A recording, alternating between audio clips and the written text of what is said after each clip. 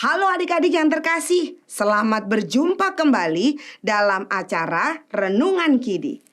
Renungan kita hari ini Jumat tanggal 21 Maret 2025 berjudul Takut Tuhan yang didasarkan pada kitab Kejadian 39 ayat 11 sampai dengan yang ke-19.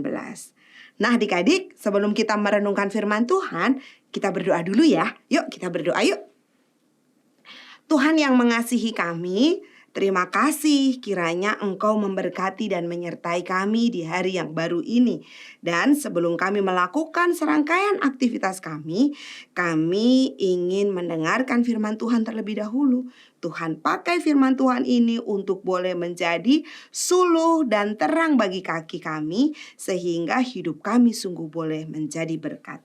Mari berkata-katalah ya Tuhan, kami anak-anak-Mu bersedia untuk mendengarkannya.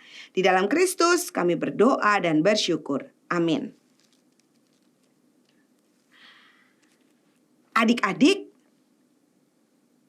pernah nggak kita merasa malas ikut pelajaran olahraga, malas keringetan, malas capek, pokoknya kita mager. Nah adik-adik, ada nih teman Kak Tika namanya Andi. Andi ini males ngikutin pelajaran olahraga. Terus adik-adik, udah dia males, dianya masih kemudian mau bohong adik-adik. Dia minta temennya namanya Didi untuk ngasih tahu ke Pak Kris guru olahraganya kalau ia lagi sakit. Tapi Didi mau nggak ya adik-adik berbohong? Hebatnya lagi Didi tuh anak tuan adik-adik. Dia tidak mau berbohong. Terus Andi nih langsung ngancem.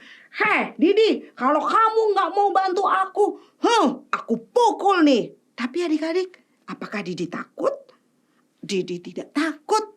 Didi lebih takut bohong. Didi lebih takut sama Tuhan daripada Didi takut sama Andi. Adik-adik, yuk kita baca Alkitab kita ya. Dari Kejadian 39 ayat yang ke-11 sampai dengan yang ke-19.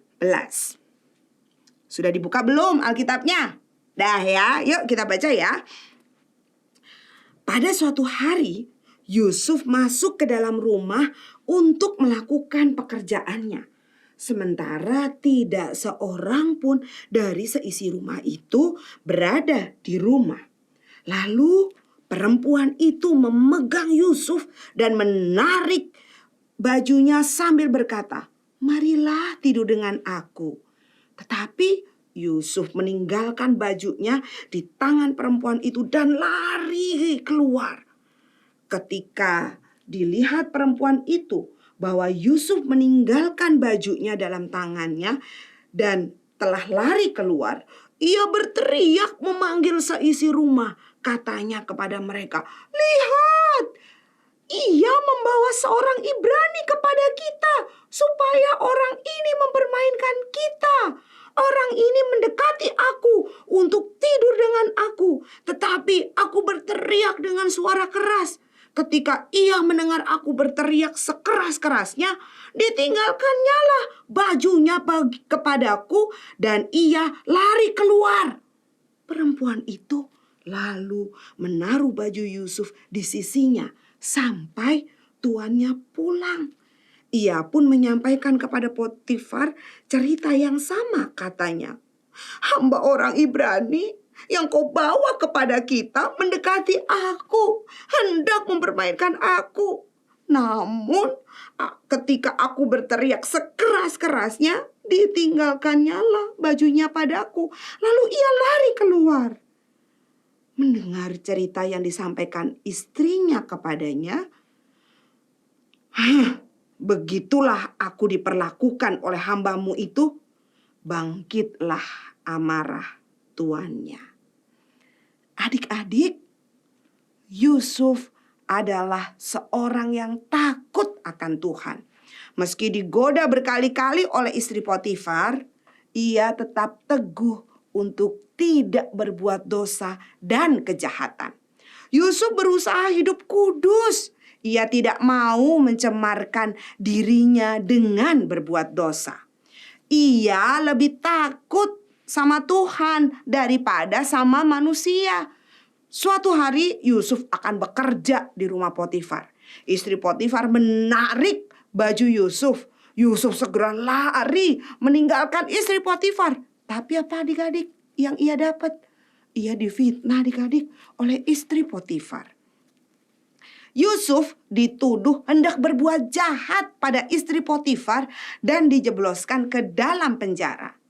Adik-adik, firman Tuhan hari ini mau mengajak kita untuk takut sama Tuhan. Jangan berbuat dosa meski kita diajakin teman, dirayu, bahkan kita diancam. Adik-adik, yuk kita jaga kekudusan kita yuk. Kita minta Tuhan menolong kita dan percayalah Tuhan pasti melindungi orang yang hanya takut dan taat kepadanya. Adik-adik, mari kita berdoa.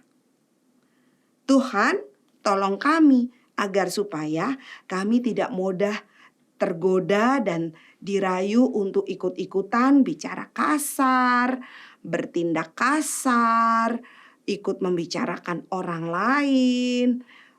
Kiranya Tuhan menolong kami agar supaya kami hidup di dalam kekudusan.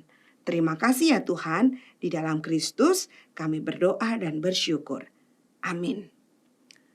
Adik-adik, demikianlah renungan kita hari ini. Kalau hari ini kita diajak untuk takut sama Tuhan, tapi sekarang ketika mau ajak adik-adik untuk tidak takut. Tidak takut apa? Tidak takut untuk subscribe, lalu juga tidak takut untuk nge-like dan membagikan kepada teman-teman adik-adik. Ya, kepada saudara-saudara juga boleh. Sehingga firman Tuhan boleh menjadi berkat buat kita semua. Terima kasih ya adik-adik ya. Tuhan memberkati kita.